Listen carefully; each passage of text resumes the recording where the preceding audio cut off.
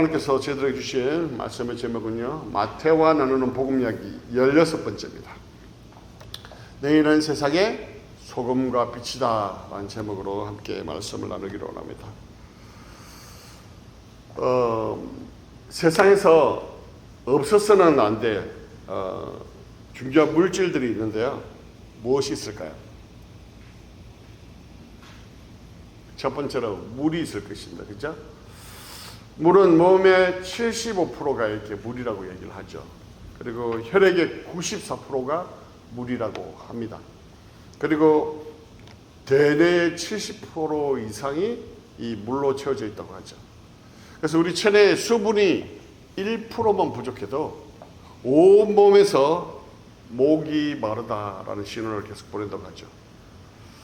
몸은 우리에게 아주 중요한 역할을 합니다. 피를 맑게 하고요, 노폐물을 제거하고요, 또 소화를 돕고, 또 생화학 작용에 참여하고 온도도 조절하죠. 자, 그다음에 두 번째는 공기인데요. 나는 별로 공기가 필요 없어 하시는 분이 있으신가요? 그렇다면 손으로 코와 입을 막고 잠깐 계셔 보십시오. 아, 이게 공기가 너무 중요하구나 알게 될 것입니다.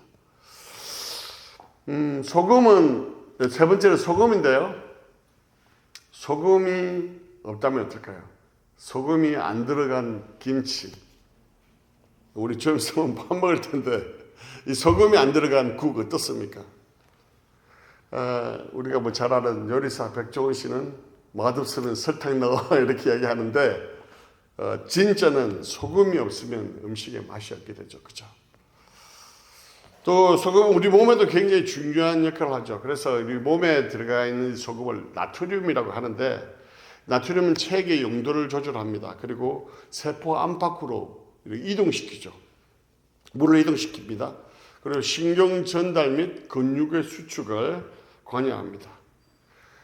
요즘은 우리 냉장고가 너무 잘 발달되어 있어서 필요 없지만, 예전에는 이 고기의 부패를 막기 위해서 이 소금을 사용했다는 것이죠. 이 부패를 방지하는데 소금만큼 중요한 게 없다는 것이죠. 그리고 마지막으로 네 번째는 빛입니다. 빛. 만약에 빛이 없다면 어떨까요? 우리가 재작년인가요? 허리케인이 와갖고 이 템퍼 지역에도 정전이 된 적이 있잖아요. 어땠습니까? 더운데 에어컨은 안 되죠. 또 어둡죠. 할 수 없는 게 하나도 없어가지고 굉장히 힘들었잖아요. 제가 2008년에 휴스턴에 있는데 그때도 허리케인이 와갖고 2주 정도 정전이 된 적이 있습니다. 굉장히 힘들었습니다. 밤에는 캄캄하죠. 어둡죠. 도시 전체가 캄캄했어요. 나중에 이야기를 들어보니까 그 틈을 타갖고 도둑들이 가게란 가게를 다 들어갔다는 그런 이야기를 들었습니다. 또한 영국의 노썸브리어 대학 연구팀은요, 태양의 흑점이 사라져서 2030년에서 40년 사이에는 소비가 시대가 올지 모르겠다 이런 이야기를 했습니다. 그런 주장을 한 적이 있습니다. 태양의 흑점의 발생은 태양이 왕성하게 움직인다는 뜻이거든요. 근데 2030년 무렵 되면 60%로 활동이 준대요. 그러면 10년 정도 소비하게 올 수 있다 이런 이야기를 했습니다. 좀 과장된 주장이긴 하지만 어쨌든 태양이 잘 비추고 있으니까 우리가 태양이 얼마나 중요한지 모르죠. 그러나 이 태양에 문제가 생기면요, 다 얼어 죽을 수밖에 없을 것입니다. 그리고 어두움으로 인해서 굉장히 힘들 수밖에 없을 것입니다. 이렇게 물과 공기와 소금과 빛은 우리에게 없어서는 안 될 중요한 요소들입니다. 오늘 본문 말씀에서도요, 세상에서 없어서는 안 될 이 소금과 빛에 대해서 말씀하고 있는데, 그 말씀을 오늘 함께 나누면서 은혜를 나누고자 합니다. 말씀을 한번 볼까요? 같이 읽겠습니다. 시작! 너희는 세상의 소금이니 소금이 만일 그 맛을 잃으면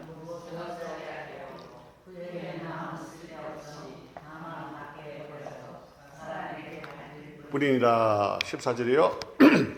너희는 세상의 빛이라 산후에 있는 동네가 숨겨지지 못할 것이요. 이렇게 말씀하고 있죠. 네, 우리가 예수님을 만남으로써 최고의 고민이 무엇입니까?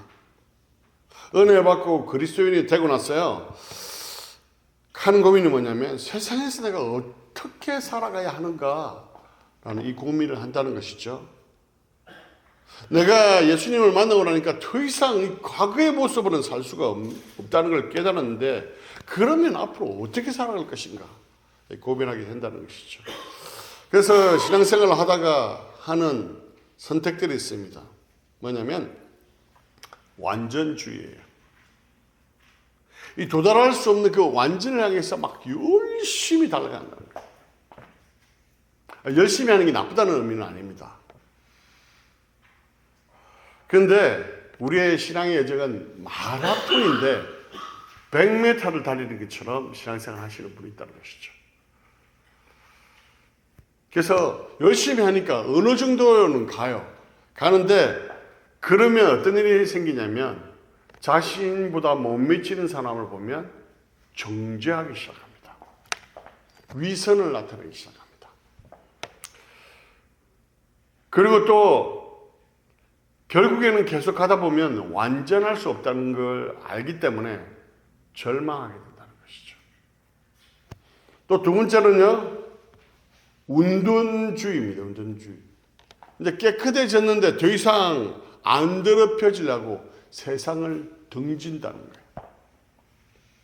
이 세상이 악하고 더러우니까 이제 더 이상 세상하고 엮이기 싫어. 이렇게 한다는 것이죠. 세상 사람과 담을 쌓는다는 것이죠. 교회에서도요, 나 터치하지 마세요. 그냥 저는 예배만 드리고 갈래요. 교제 싫어요. 이러신 분이 있습니다. 또한 방임주의입니다. 악한 세상들과 부딪혀 보니까 만만치 않거든요. 어차피 완전하게 못 되는 거 그냥 이 모양 이대로 살자. 세상과 타협하면서 세상에 맞추면서 그냥 살아간다는 거죠. 이런 우리에게 예수님이 오늘 이렇게 말씀하셨습니다. 뭐라고 말씀하셨습니까? 너희는 세상의 소금이니 이렇게 말씀하셨다. 그리고요, 너희는 세상의 빛이라 이렇게 말씀하셨다는 거예요. 오늘 본문 말씀에 보면 너희는 세상의 소금이고 빛이다 이렇게 말씀하고 있다는 것이죠.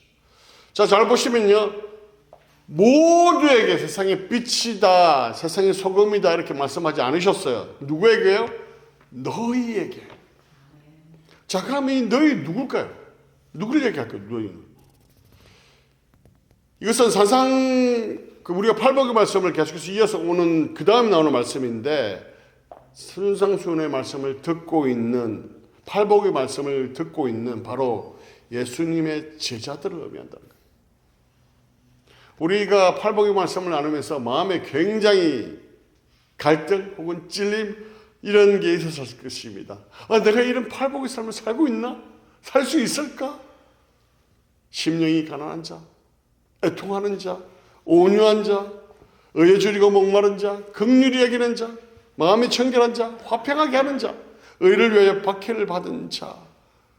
여기서 온유한 자 절대 나는 안 될 것 같은데. 이거는 그래도 내가 애통은 좀 하는 것 같은데. 아예 모르겠다. 그냥 되는 대로 살자. 이럴 수 있을 것입니다. 그런데 기억해야 할 것은요, 이 팔복의 말씀은 완벽함을 요구하는 게 아니라는 거예요. 바로 그 방향으로 변화되어 가고 있는가? 그 질문을 하고 있다는 것이죠. 완벽이 아니라 그 방향을 추구하면서 성화의 삶을 살아가고 있는가? 이걸 말씀하고 있다는 것이죠. 우리의 신분은요, 예수 그리스도를 나의 구주로 받아들임으로 인해서 완전한 자가 되었습니다. 그러나 삶은, 성품은 여전히 진행 중에 있다라는 걸 기억하셔야 한다는 것이죠. 그래서 예수님께서 800의 말씀을 제자들에게 주신 두 가지 목적이 있습니다. 뭐냐면 이게 하나님 나라의 백성의 모습이야 보여주신 것이죠. 그리고 그러니까 이 방향으로 살아가. 방향을 제시해 주신 것이죠. 그렇게 살아가는 가운데 세상 가운데 영향력 있는 삶을 살아가야 된다 라고 말씀하시면서 주신 말씀이 오늘 말씀이라는 거예요. 다시 한번 볼까요? 오늘 말씀이 뭡니까? 너희는 세상의 소금이니, 그리고 너희는 세상의 빛이라, 이렇게 말씀. 세상의 소금과 빛이라는 말씀. 사실은 이 팔복의 말씀처럼요, 이 말씀도 좀 부담이 되죠. 아직 부족하고 연약한데 내가 소금과 빛의 삶으로 영향력을 끼칠 삶을 살 수 있을까? 근데 여러분 잘 보십시오. 예수님께서 표현을 잘 보십시오. 너희는 세상의 소금이 되어라, 너희는 세상의 빛이 되어라, 이렇게 말씀하고 있지 않다는 거예요. 뭐라고 얘기합니까? 너희는 세상의 소금이다 라고 얘기합니다. 너희는 세상의 빛이다 라고 말씀하고 있다. 이게 뭡니까? 우리의 정체성이라는 거예요. 정체성. 우리가 문제가 뭐냐면요, 내가 소금과 빛이 아닌 것 같은 그 부담을 가진다는 것이죠. 오늘 예수님께서 하신 말씀은요, 우리가 완벽해서 소금과 빛이라는 것이 아닙니다. 우리는 예수 그리스도를 나의 구주로 받아들인 그 순간부터 이미 소금이고 빛이라는 거예요. 자, 보세요. 예로 들을게요. 음식을 소금에 조금 넣으면 어떻게 됩니까? 변화지죠. 음식이 변화됩니다. 그죠? 그럼 소금이 완벽해서 그렇나요? 소금이 많아서 그런가요? 아니요. 본질이 소금이기 때문에 그래요. 빛은 어떻습니까? 깜깜한 방에 작은 하나 켜지면 어떻습니까? 방 전체가 환해지잖아요. 불이 크기 때문에 그랬어요? 불이 완벽하기 때문에 그렇습니까? 아니요. 빛이기 때문에 그렇다. 이렇게 그리스도인의 영향력은요, 우리가 완벽하기 때문이 아닙니다. 그리스도인이기 때문에 그렇다는 거예요. 이미 우리는 소금과 빛이기 때문에 팔복의 삶을 통해서 소금과 그 빛의 영향력을 나타내는 그런 삶을 살아야 한다라고 말씀하고 있는 것이죠. 왜 이렇게 이 말씀을 보면서요, 이런 궁금증이 들 수 있습니다. 너희는 세상의 물이니, 너희는 세상의 공기니, 이런 메타포를 쓰지 않으시고요, 너희는 세상의 소금이다, 빛이다 라는 이 메타포, 어주를 사용하시거든요. 왜 그랬을까요? 레위기 말씀을 한번 볼게요. 같이 읽겠습니다. 시작. 내 모든 소재물에 소금을 치라.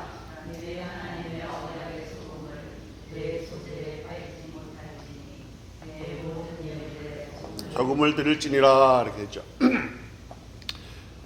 여기서 말씀하고 있는 건 뭐냐면, 소금은 단순한 조미료가 아니라는 거예요. 상징적인 요소가 있다는 거예요. 그 상징이 뭡니까? 여기서 보면 언약이죠. 언약. 그리고 정결함. 그것을 나타낸다는 것이죠. 소금은 시간이 지나도요, 쉽게 썩거나 변질되지 않습니다.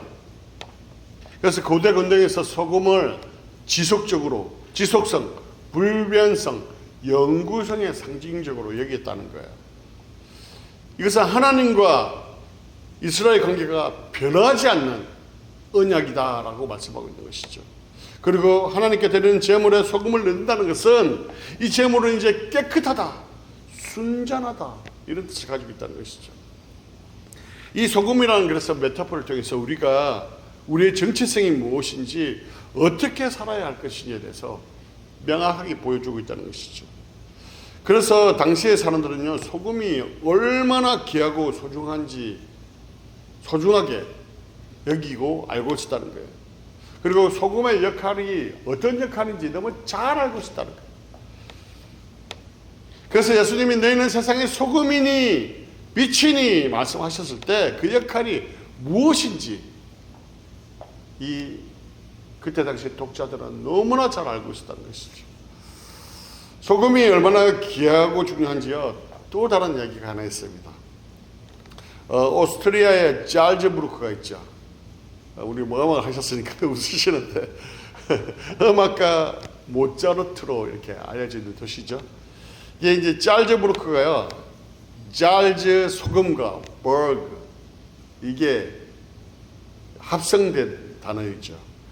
그래서 오스트리아의 잘즈부르크 근방에는요 소금이 굉장히 많이 났다고 합니다. 그래서 1611년 독일의 바이에른 막시밀리안 1세가요 이 소금의 도시 잘즈부르크를 점령하기 위해서 20만 명의 군사를 보냈다고 합니다. 소금을 차지하기 위해서 전쟁도 불사했다는 거예요. 소금을 구하기 쉬운 곳에 이 나라들을 막 건설했다는 것이죠. 소금을 지배하는 것이 백성을 지배하는 것이기 때문이었습니다. 또 이 소금은 그때 당시 현금과 같았어요.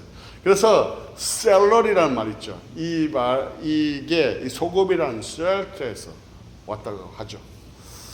이 소금의 중요성은 또 있습니다. 그렇죠? 소금을 먹지 않으면 우리가 죽습니다. 사막 여행 중 탈수를 막기 위해서 반드시 이 소금을 먹어야 하고요. 인간의 몸에도 최소한 소금 섭취량은 10%에서 15g 먹어야 한다고 그랬죠. 만일 이것이 공급되지 않으면 노폐물이 배설되지 않고 그로 인해서 병이 생기고 그래서 생명이 위태로울 수 있다 이렇게 얘기를 한다는 것이죠. 소금의 역할이 이렇게 중요했다는 것입니다. 그럼 이 소금인 그리스도인의 영향력은 그러면 얼마나 어떨까요?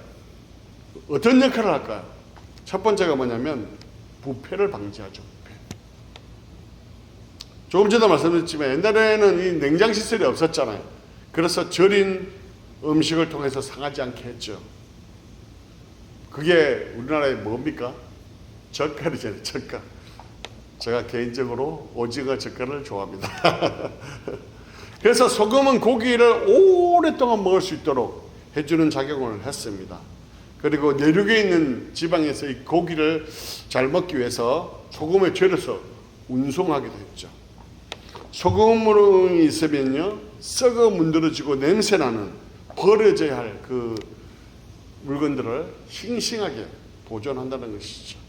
이렇듯 소금과 같은 직장, 그리스도인이 있는 직장은, 사회는 부패하지 않는다는 것이죠. 세상이 아무리 그리스도인들을 욕하고 핍박해도요 그리스도인이 있기 때문에 그나마 이 사회가, 나라가 망하지 않는 것입니다. 우리 한국 땅에, 한국도 이렇게 기독교가 성장하고 발전할 수 있었던 게, 전 산에 가보시면요 곳곳에 기도하는 처소가 있어요. 그 처소에서 얼마나 많은 사람들이 이 나라를 위해서 기도하는지 모릅니다. 세상이 악해져 가고 세상이 타락해 갈수록 이 소금의 역할은 더욱더 중요하다는 것입니다. 세상이 아무리 타락해 가고 썩어져 간다 할지라도 이 소금 같은 그리스도인이 있다면 결코 망하지 않는다는 것입니다. 그렇게 소금인 여러분이 너무나 중요합니다. 옆에 분들한테 말씀하세요. 당신은 너무나 중요한 소금입니다. 말씀해 주세요. 당신은 세상에 너무나 필요합니다. 제가 이 교회 예배 설교 때 잘 안 하는데 너무나 중요한 걸 인식하시라고. 그리고 뭡니까? 조금 전에 말씀드렸지만 음식의 맛을 내죠. 그죠? 제가 이제 가끔씩 아이들을 위해서 음식을 만들 때가 있는데요. 미역국에 소금 안 들어가면 먹을 수 있습니까? 못 먹습니다. 소금이 들어가야 제맛이 나죠. 이 소금 같은 그리스도인들이 이 세상, 무미하게 건조한 이 세상 가운데 맛을 드러낸다는 것이죠. 고린도서 말씀을 볼까요? 같이 읽겠습니다. 시작. 너희 말을 항상 은혜 가운데서 소금으로 맛을 내는 것 같이 하라. 이렇게 얘기하고 있죠. 소금으로 맛을 내는 것 같이 하라. 그리스도인들이 있을 때요 살맛이 나고 행복한 세상이 된다는 거예요. 이게 뭐 한국에서 있는 일들입니다. 미국은 잘 모르겠지만 이 회사에 가면 회식을 하잖아요. 다 술 먹습니다. 그죠? 그리스도인이라고, 그러니까 그 회식 자리에 그리스도인 가면 굉장히 싫어요. 아니, 술도 안 먹었어. 왜 왔어? 안주만 축내고 막 구박해요. 근데 나중에 보면 다 술 먹고 떡이 되죠. 막 하여튼 길가에 썰어지고 집에도 제대로 못 갈 때 이 그리스도인이 어떻게 합니까? 다 치워주고 닦아주고 집에 다 보내고 하잖아요. 그 이후로 미워하지 않아요. 잘 돼줍니다. 더 우리가 이 소금의 이 역할을 감당하기 위해서 해야 할 일이 있어요. 뭐냐면 소금이 이 소금의 모양대로 딱 버티고 있으면 되겠습니까? 녹아져야죠. 녹아져. 죽어야 되죠. 죽어야지. 녹아서 세상을 도울 수 있고 영향력을 발휘해야 되죠. 소금이 이렇게 딱 살아있으면요, 그냥 소금일 뿐이에요. 다른 사람을 돕지 못해요. 녹아져야 합니다. 성질 죽여야 하고요, 참고 견뎌야 하고, 인내해야 되고, 손해봐야 합니다. 그래야지 소금으로서 영향력을 끼칠 수 있다는 것입니다. 그리고 진짜 소금이구나 알아본다는 것이죠. 13절 말씀을 한번 같이 읽겠습니다. 시작. 이거 아니고요. 잠깐만요. 13절 말씀 앞에 있는데 제가 읽어드릴게요. 너희는 세상의 소금이니 소금이 만일 그 맛을 잃으면 무엇으로 짜게 하리요? 후에는 아무 쓸데없어 다만 밖에 버려져 사람에게 밟힐 뿐이니라. 이렇게 이야기합니다. 너희는 세상의 소금이다. 이렇게 굉장히 중요한 말씀을 하셨어요. 그리고 이어서 중요한 경고의 말씀을 덧붙이세요. 뭐 말씀입니까? 그 맛을 잃으면. 그런데 이 표현은요, 사실 화학적으로 보면 맞지 않는 표현이에요. 소금이 화학적으로 맛을 잃을 수가 없어요. 순수한 소금이 NaCl이잖아요. 화학원소로 나트륨 Na와 염소인 Cl, 이렇게 화합물이거든요. 본질적으로 그 맛을 잃을 수 없습니다. 시간이 지나도 그대로 짜요. 근데 왜 예수님께서 그 맛을 잃으면이라는 표현을 썼을까요? 이것은 고대 이스라엘에 사용했던 소금, 저거입니다. 저거라고 딱 이야기하기는 어렵죠. 어쨌든 제가 찾아보니까 저 그림이 떴던데요, 비슷해 보입니다. 어쨌든 사해 주변에서 채취했거든. 사해가 있잖아요, 그죠? 채취했는데 거기에는 불순물과 광물과 모래 등이 이 나트륨과 같이 섞여 있어요. 저거 봐도 좀 그렇잖아요, 그죠? 근데 이 소금이요, 습기나 그래서 비와 공기에 노출되면 이 짜게 만드는 NaCl, 나트륨과 염소가 먼저 빠져 녹아져 나가요. 그러면 어떤 맛이 날까요? 쓴맛이 난다고요. 아니면 아무 맛이 안 나는 광물이 된다는 거예요. 겉은 소금처럼 보이지만 실제로는 하나도 짜지 않는다는 것이죠. 그리고 아무런 소금으로서의 역할을 감당하지 못한다는 거예요. 이때 당시에 이스라엘 사람들이 이것을 너무 잘 알고 있었거든요. 그래서 맛 잃은 소금이 어떤 의미인지 잘 알고 있었다는 것입니다. 그래서 예수님께서 말씀하신 그 맛을 잃는다는 것은 화학적인 의미보다 영적인 의미를 우리에게 말씀하고 있는 것이죠. 세상과 타협하고 동화되다면 그 맛을 잃을 것이다 라고 얘기하고 있는 것이죠. 왜냐하면 세상에 소금의 저리움을 당하면요, 아파합니다. 소금이 들어오면 아파요. 그래서 싫어요. 미워하고 핍박합니다. 지난주에 말씀드렸던 것처럼. 그래서 그들과 이 미움을 받지 않기 위해서 타협하면, 그래서 그리스도인으로서의 정체성을 잃으면 영향력이 없어진다. 그리고 결국 버림을 당하게 된다는 것입니다. 그래서 보면 소금이 그 맛을 잃으면 그름으로 땔감으로도 전혀 사용할 수 없습니다. 쓸모가 없습니다. 땅에 버려져서 밟히게 된다는 것이죠. 소금의 역할을 잃어버리면요, 버림당하고 밟힐 수밖에 없다는 것입니다. 그렇게 귀하고 소중하고 필요한 소금인데, 그래서 그 소금을 얻기 위해서 전쟁까지 불사했었는데 그 맛을 잃으면 버려진다는 거예요. 절대로 그래서 그 소금의 맛을 잃으면 안 된다라고 말씀하고 있는 것이죠. 그리스도인으로서 그 정체성을 잃어버리면 영향력도 없어져 버리고 쓸모없는 존재가 될 수밖에 없다라고 예수님께서 말씀하고 있는 것이죠. 이게 좀 부정적인 요소이지만 2017년에 국민의 신뢰도를 조사했어요. 한국인데 교회가 18.9%, 천주교가 32.9%, 불교가 22.1%였습니다. 2017년 수치인데요. 제가 좀 조사해 보니까 최근 수치도 별반 다르지 않다고 이야기합니다. 교회가 낯을 잃으면, 소금의 역할을 감당하지 못하면 이러한 위치에 갈 수밖에 없다는 것이죠. 예수님께서 너희는 세상의 소금이다 라고 말씀하시면서 이어서 또 하나의 말씀을 주시는데요. 뭡니까? 읽어볼까요? 같이 읽겠습니다. 시작. 너희는 세상의 빛이라 이렇게 말씀하고 있죠. 세상의 빛이라고 말씀하고 있다는 거죠. 이 너희는 세상의 소금이다 이 표현보다요, 너희는 세상의 빛이다 이 말씀이 더 영광스러운 표현이에요. 사실 우리가 스스로 빛이 될 수 있을까요? 아니, 없습니다. 그래서 내가 부족한데 어떻게 빛이 되지? 내가 완벽하지 않은데 어떻게 드러낼 수 있지?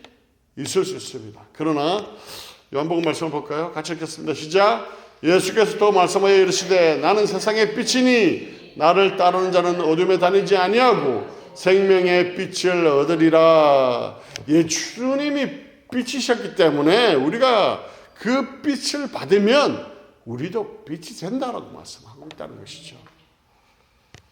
달이요 태양의 빛을 반사하잖아요, 그죠? 이사야서 말씀 볼까요? 같이 읽겠습니다. 시작. 일어나 빛을 발하라. 이는 내 빛이 이르렀고 여호와의 영광이 내 위에 임하였느니라. 2절요. 보라, 어둠이 땅을 덮을 것이며 캄캄함이 만민을 가리려니와 오직 여호와께서 내 위에 임할 것이며 그 영광이 내 위에 나타나리니. 3절이요.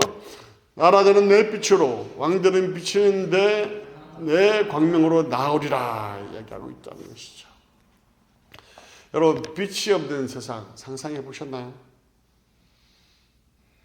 우리가 허리케인으로 인해서 정전됐을 때 그 경험은 있었을 것입니다. 두려움이 몰려오고요, 공포가 가득합니다. 또한 얼어 죽을 수도 있다는 것이죠. 지금은 이렇게 전기가 있어서 어둠을 밝힐 수 있지만 이런 허리케인과 그런 것이 생기면요, 캄캄하잖아요. 이 휴스턴에서 것처럼 범죄와 사고가 다발적으로 일어난다는 것이죠. 빛도 소금만큼 없어서는 안 될 너무나 중요한 요소라는 것입니다. 그래서 14절의 말씀도 너희들이 빛이 되어라 이렇게 얘기하고 있지 않습니다. 너희는 빛이다 라고 이렇게 정체성이 무엇인지 분명하게 말씀하고 있다는 것이죠. 이 빛의 정체성을 가지고 우리는 그럼 어떻게 살아야 할까요? 말씀을 다시 한번 보겠습니다. 아이고, 끝났네. 좀 이따 보여드릴게요. 14절 15절 말씀인데요. 긴 것 같은데. 14절 15절 시작. 너희는 세상의 빛이라 산 위에 있는 동네가 숨겨지지 못할 것이요. 15절. 사람이 등불을 켜서 말 아래 두지 아니하고 등경 위에 두나니 이름으로 집안 모든 사람에게 비치느니라. 이렇게 말씀하고 있다는 것이죠. 소금이 소극적으로 죄를 거부하고 타협하지 않는 것이라면 빛은 적극적으로 진리를 나타내고 하나님의 영광을 드러낸다는 것이죠. 빛은 어둠에 머뭇거리지 않습니다. 적극적으로 빛을 드러낸다는 것이죠. 또한 빛은 결코 숨길 수 없다는 것입니다. 이 숨길 수 없다, 할 수 없다라고 얘기할 때, 이 헬라어 단어가요, 이 디나마이입니다. 디나마이. 이거는 다이나마이트, 두나미스 그 단어의 유래인데 이 다이나마이트 뜻이 뭡니까? 강력한 폭발력을 가진 걸 이야기하잖아요. 이 할 수 있는 능력을 이야기합니다.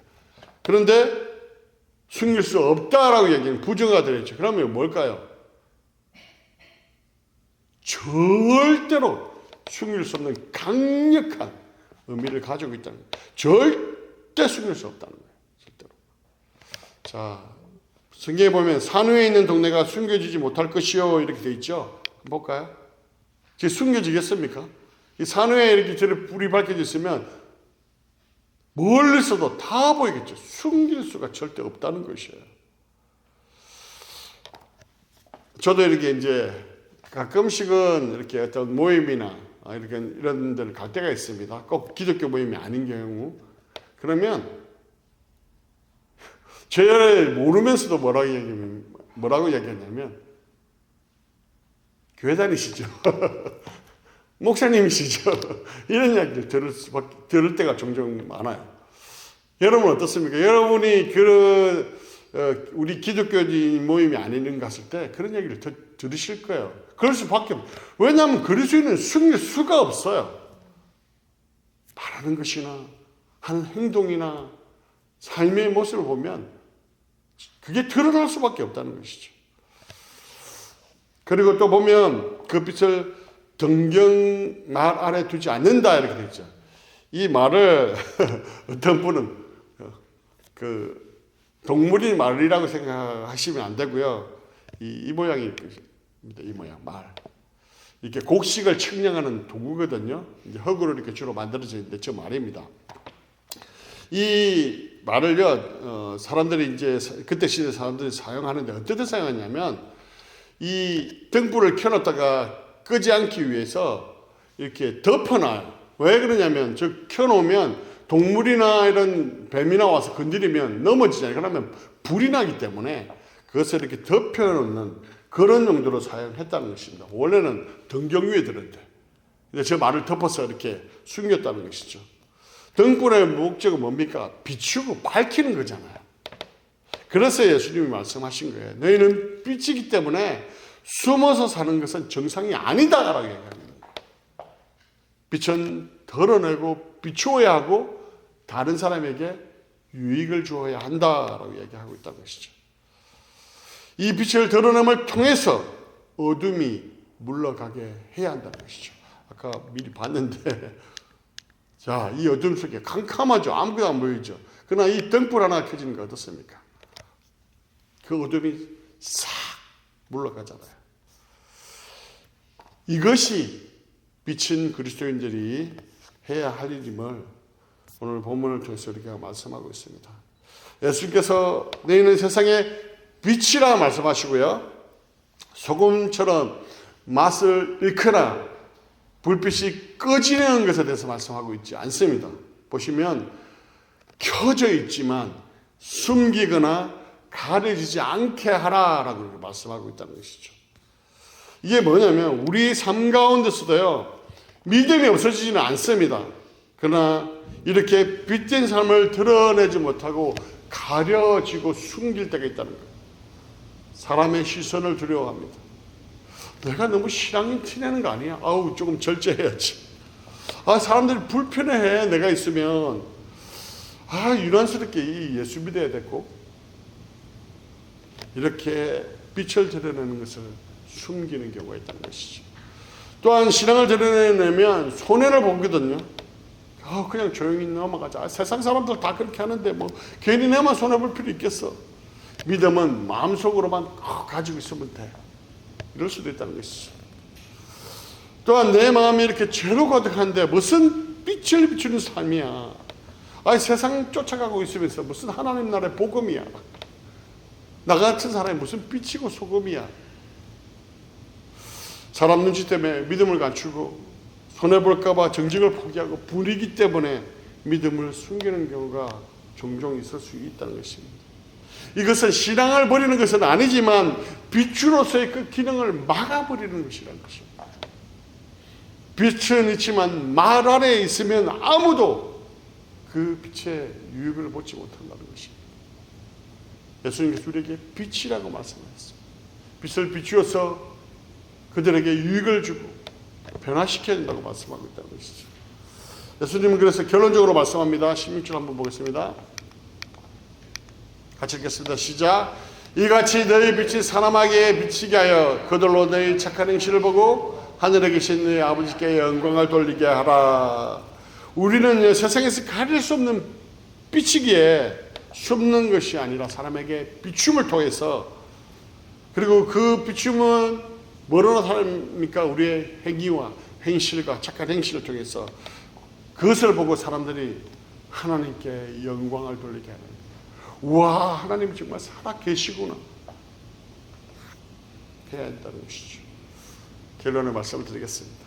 예수님께서 말씀하셨습니다. 너희는 세상의 소금이고 빛이다. 세상의 소금이 되고 빛이 되라 이렇게 말씀하신 게 아니라 너희는 세상의 소금이고 빛이다 이렇게 말씀하십니다. 그래서 세상 가운데 소금과 빛의 역할을 통하여서 부패하고 썩어진 곳에 깨끗하고 정결한 곳으로, 그리고 어둡고 절망 가운데 있는 그곳에 빛과 희망을 비추는 그런 삶을 살라고 말씀하고 있다는 것입니다. 그러한 삶을 사는 여러분 되시기를 주님의 이름으로 간절히 축원합니다. 세상에서 가장 여러분이 세상에서 얼마나 중요한지를 여러분 기억하십시오. 소금과 그 빛이 그 역할을 잊어버리면 세상에 희망이 없다는 것이죠. 여러분의 소금과 빛의 역할을 통해서 하나님께 영광을 드러내는 여러분 되시기를 주님의 이름으로 간절히 축원합니다.